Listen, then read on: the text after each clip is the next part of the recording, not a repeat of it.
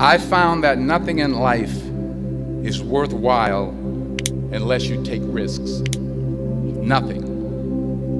Nelson Mandela said, "There is no passion to be found playing small and settling for a life that's less than the one you're capable of living." Now, I'm sure in your experiences in school and applying to college and picking your major and deciding what you want to do with life, I'm sure people have told you to make sure you have something to fall back on. Make sure you got something to fall back on, honey. But I never understood that concept, having something to fall back on. If I'm going to fall, I don't want to fall back on anything except my faith. I want to fall forward. I figure at least this way I'll see what I'm going to hit. Fall forward. This is what I mean. Reggie Jackson struck out 2,600 times in his career, the most in the history of baseball. But you don't hear about the strikeouts. People remember the home runs. Fall forward. Thomas Edison conducted 1,000 failed experiments. Did you know that? I didn't know that. Because the 1,001st was the light bulb. Fall forward. Every failed experiment is one step closer to success. You've got to take risks, and I'm sure you've probably heard that before, but I want to talk to you about why that's so important. I got 3 reasons, and then you can pick up your iPhones. First, you will fail at some point in your life. Accept it. You will lose. You will embarrass yourself. You will suck at something. There's no doubt about it. And I know that's probably not a traditional message for a graduation ceremony, but hey, I'm telling you, embrace it, because it's inevitable. And I should know. In the acting business, you fail all the time. Early on in my career, I auditioned for a part in a Broadway musical. Perfect role for me, I thought, except for the fact that I can't sing. So I'm in the wings, I'm about to go on stage, but the guy in front of me, he's singing like Pavarotti, and I'm just shrinking, I'm getting smaller and smaller. So they say, "Oh, thank you very much, and you'll be hearing from us." So I come out with my little sheet music, and it was Just My Imagination by the Temptations. That's what I came up with. So I hand it to the accompanist, and she looks at it and looks at me and looks out at the director and was like, So I start, I'm going to sing. I'm like, it's just my imagination once again, and they're coming away with me. And I'm not saying anything, so I'm thinking I'm getting better. So I start getting into it. Running. They say, "Oh, yeah, thank you very much, Mr. Washington. Thank you." So I assumed I didn't get the job.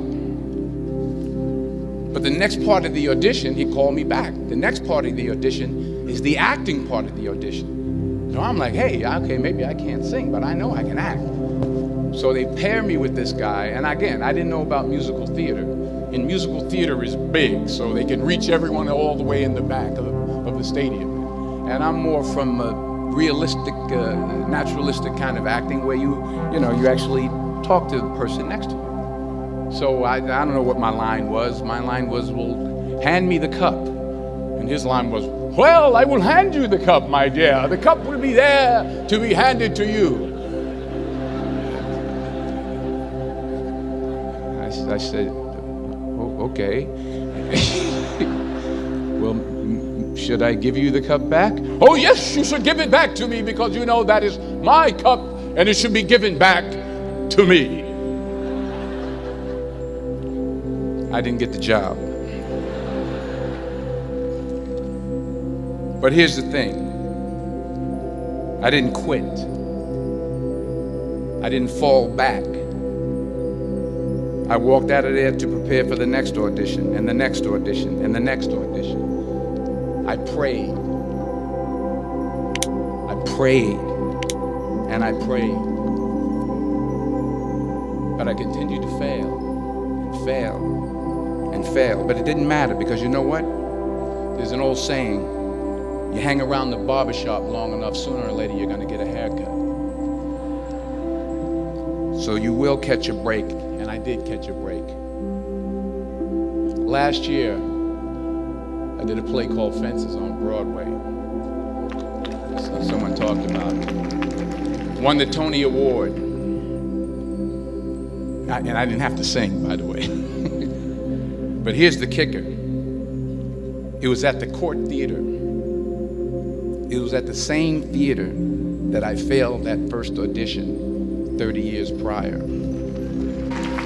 The point is, and I'll pick up the pace, the point is, every graduate here today has the training and the talent to succeed. But do you have the guts to fail?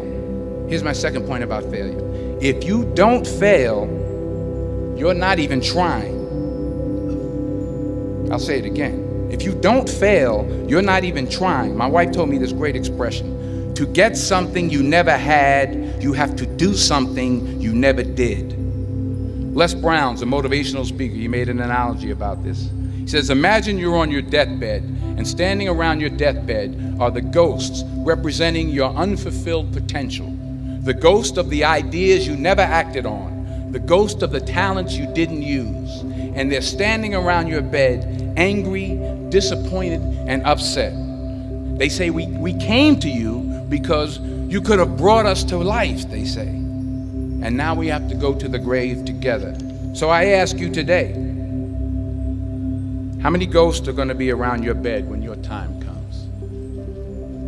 You've invested a lot in your education, and people have invested in you. And let me tell you, the world needs your talents. Man, does it ever.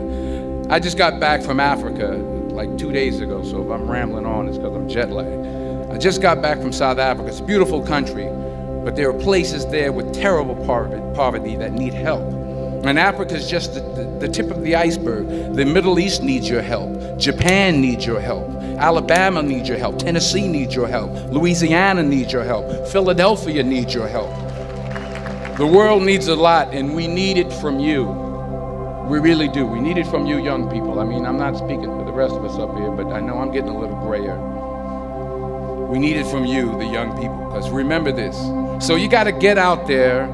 You got to give it everything you got, whether it's your time, your talent, your prayers, or your treasures. Because remember this, you will never see a U-Haul behind a hearse.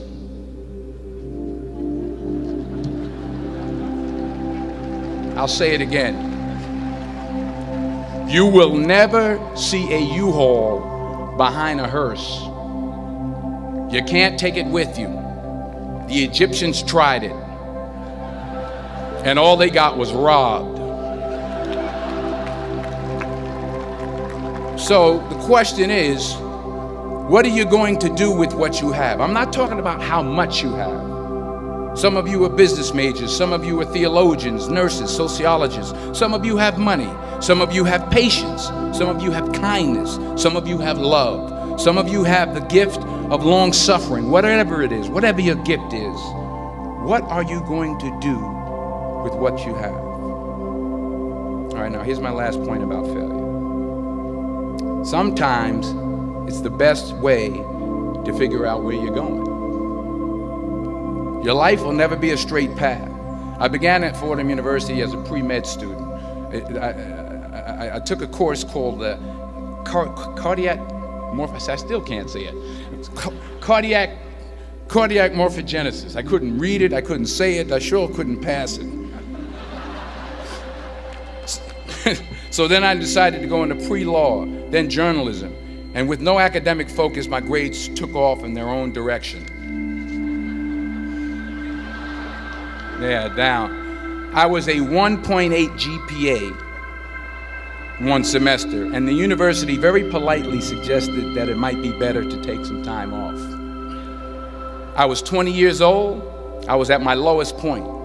And then one day, and I remember the exact day, March 27th, 1975, I was helping my mother in her beauty shop. My mother owned a beauty shop up in Mount Vernon.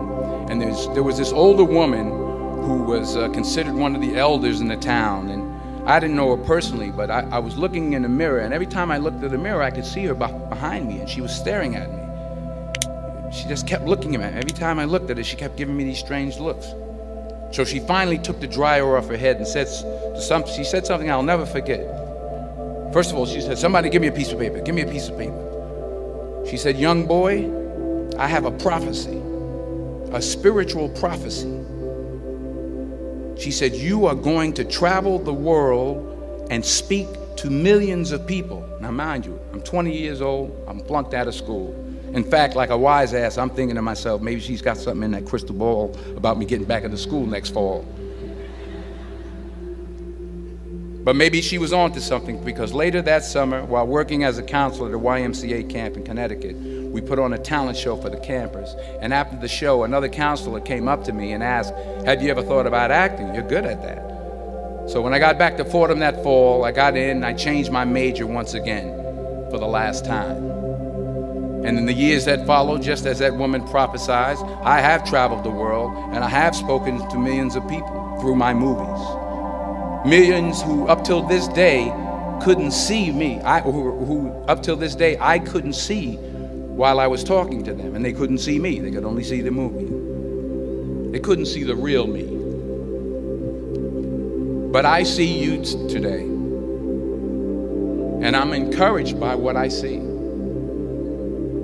And I'm strengthened by what I see. And I love what I see.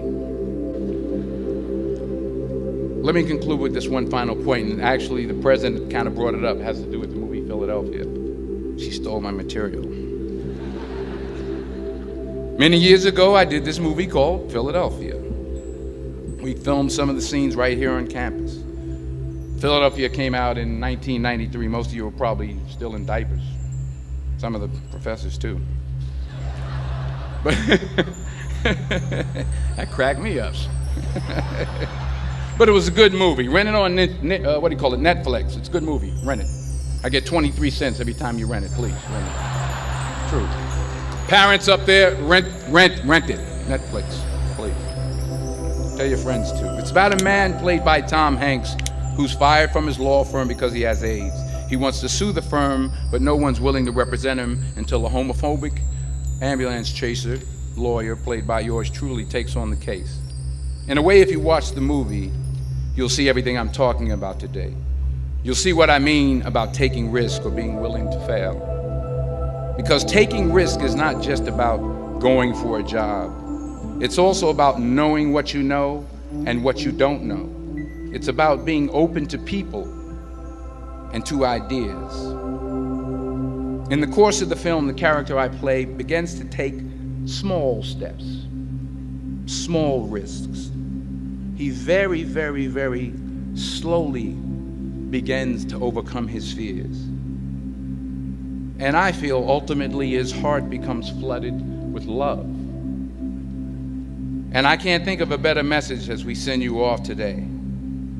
To not only take risks, but to be open to life, to accept new views, and to be open to new opinions, to be willing to speak at a commencement at one of the best universities in the country, even though you're scared stiff. While it may be frightening, it will also be rewarding.